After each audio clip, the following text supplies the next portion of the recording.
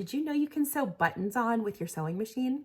You sure can. This is a machine sewn button foot, and that's exactly what this is used for.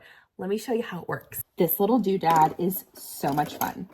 Take off your existing presser foot and snap this onto the bar. In my settings on my machine, click this button here, which is just my utility stitches, and I push 7-0. All of these specialty stitches are shown here. You could also check your manual, but if I do 7-0, it's gonna put me into manual machine button sewing mode, and that's where we wanna be. Then all we're gonna do, where is my button?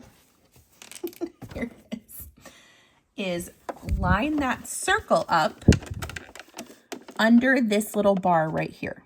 Okay, see how my circle is right under there? Then I'm going to hold my fabric, slide that button under, and lower the presser foot so that the bar is right between the two holes. Can you see that there?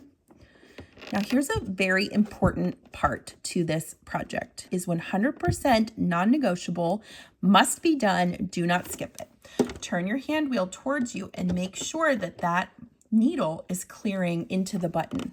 If it's not, make some adjustments. And I would even go so far as to hit it both sides just to make sure, okay?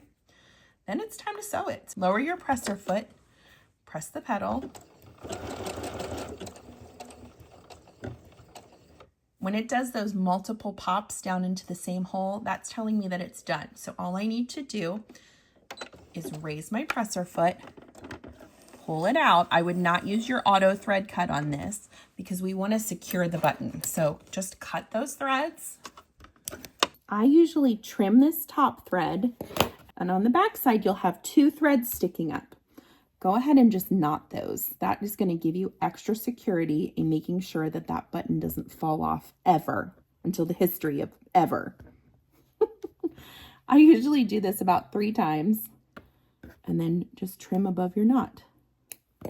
Who would have thought you could do machine sewn buttons on your machine? Isn't that cool? Because nobody wants to stop in the middle of a project to hand sew something. Come on, we're not maniacs.